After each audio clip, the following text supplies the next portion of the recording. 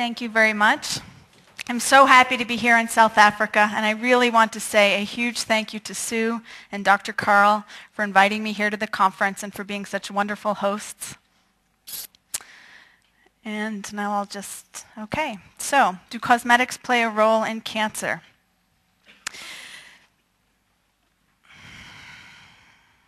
Let me make sure I know how to work this thing first. Does it work? Whoa. So should I push this one? This one, yeah, okay.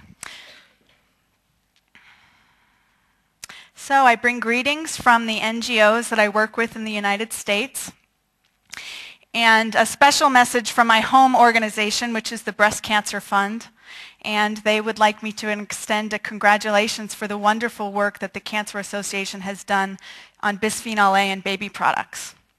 That's very exciting. And the Breast Cancer Fund, yes, yay. The Breast Cancer Fund is the only national breast cancer organization in the United States that's focusing solely on the prevention of breast cancer. So I'm really happy to be here and in conversation with the Cancer Association about cancer prevention. So I'm going to talk about three main questions today. What's going on with cosmetics? What are the specific concerns around cancer, and what can we do about it? So what's going on with cosmetics? First, a question. Who used personal care products today? Raise your hands. Shampoo, deodorants, lotion, shaving cream, cologne, toothpaste, contact solution, soap. Okay, that's pretty much everybody. We all use these products. Some of us are even obsessed with them. And that was my story. As I wrote in the book, I was quite taken with cosmetics and beauty magazines, and I spent a lot of time in the drugstore cosmetics aisle looking at the various products and really searching for the thing that could magically transform me into the beautiful, lovable, confident version of myself. So I used lots of products. I was using about 20 a day. That's pretty typical for teenagers. And I never thought about what was in them, but for the book I went back and I actually looked up all of the chemicals that were in the products I was using back then. And I was really surprised to discover that I had been exposing myself to about 230 chemicals every day before breakfast. So that's an important frame that I want to keep in mind for my talk, because I'm not, with a couple of exceptions, I'm not speaking about the concerns about single use of particular products, but the concern is the repeated aggregate exposure to so many chemicals throughout life, and often starting in the womb and then lasting throughout life. So what's in the stuff that we put on our bodies every day? Well, the groups that I worked with wanted to know the answer to that question, and we formed a coalition called the Campaign for Safe Cosmetics. And we're based in San Francisco at the Breast Cancer Fund. And I want to tell you about the kinds of research that we've done, but first, just a quick story about why we started to look at cosmetics. We started to look at cosmetics because we were concerned about phthalates.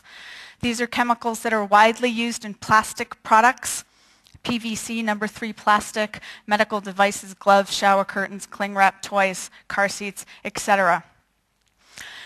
There's a large body of evidence on phthalates, and really quite unique among chemicals. It's been very well studied, literally hundreds of studies going back 30 years that show consistently that certain phthalates interfere with the production of androgen. And what they see in the animal studies, especially when animals are exposed in utero, they develop a range of defects to the male reproductive system. For example, birth defects of the penis, like hypospadias. We heard that described yesterday. It's also an effect of DDT, which is also an anti-androgen. So a range of defects like hypospadias, birth defects of the penis, undescended testicles, reduced sperm, etc. So that was all understood. What was new and why we started to look at cosmetics was a study that came out by the Centers for Disease Control in 2000. They started at that point to do a population-wide biomonitoring study of the US population. And their first subset of data, they found something quite surprising. They weren't even looking for phthalates, but they ended up discovering that every single person they tested had some phthalates in their bodies, and that women of childbearing age, 20 to 40, had higher levels. And they didn't know why, because women are, you would expect, equally exposed to all of the plastics. And so there was concern and question raised about cosmetics. So we started to look into that, looked at lots of labels, didn't find phthalates on most of the labels of products. So we ended up sending a bunch of products to a lab. We looked at shampoos, hair gels, deodorants, and various other products, and found that more than 72% of them contained phthalates. Yeah, thanks. And so we did a study. We took out an ad that was quite provocative that ran in the New York Times. Does anybody recognize that perfume bottle? Poison, yeah. So now the Times made us airbrush the word poison off the bottle. Thank you. But nevertheless, people recognized it. And the reason that we chose that perfume to feature was because it actually was the worst product in the cohort. It contained the 4 different types of phthalates. And so we thought the name poison was quite ironic. And so we called out the products that we had tested. And this study got a lot of attention.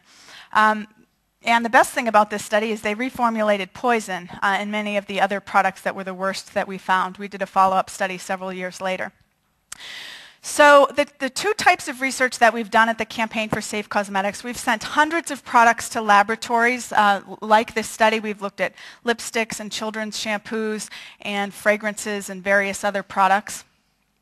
And the second type of research is that our colleagues at Environmental Working Group built the world's largest database of chemicals in cosmetics. And this is quite unique. There's nothing else that exists like it in the world, and I have a chapter in my book about how it was built. But it contains, at this point, 60,000 products, and it analyzes the ingredients of those products with 60 of the best government and academic databases of chemical hazards. It merges all of those science databases together, which has never been done before in another. Even the government does not have a searchable database of the government's own cosmetic hazard sources. So this is quite unique, and what it does is it ranks products. You can see an example of a shampoo, and it tells you the health concerns, and it actually contains a lot more information as you scroll down about what the studies are, etc.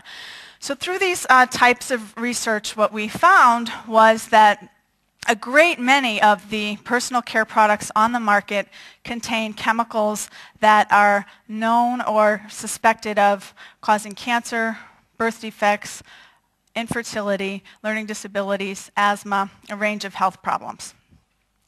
And as I said, the exposures to these chemicals are repeated and continuous. For example, so before I get to that, I want to just say that the companies don't argue that some of the chemicals they're using are not toxic. They say it's just a little bit of any given chemical of concern in any product. And while that's true, none of us, of course, is using just one product. And so to give you an idea of what that looks like, a daily picture of exposure for a typical teenager, as I said, 20 products a day, 230 chemicals, including 17 chemicals linked to cancer, 26 hormone-disrupting chemicals. Those were parabens, which do show estrogenic activity in studies, 15 PBTs, 15 fragrance mixtures. Now, this is important to say, this is an underestimate because many of the chemicals of concern are not actually listed on labels, and this is only tracking what's on the label.